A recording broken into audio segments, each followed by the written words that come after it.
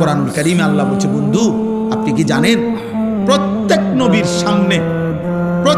নবীর সামনে তার উম্মতের আমলনামা ওই নবীকে সামনে রেখেই খোলা হবে, এবং আপনি মুহাম্মদ, আপনি রাসূল, আপনি বন্ধু, আপনি নবী সাল্লাল্লাহু আলাইহি সাল্লাম, আপনাকে সামনে রেখেও আপনার উম্মতের আমলনামা খোলা হবে।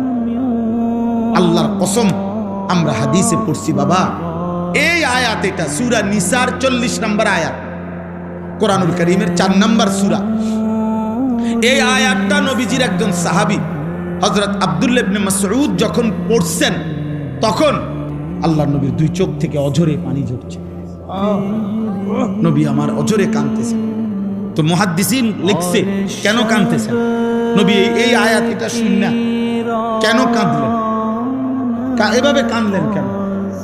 তো উত্তর হইল, ওই যে কথাইটা যে আল্লাহ বলছে যে বন্ধু আপনাকে সামনে রেখেও আপনার উম্মতের আমলনামা খোলা হবে।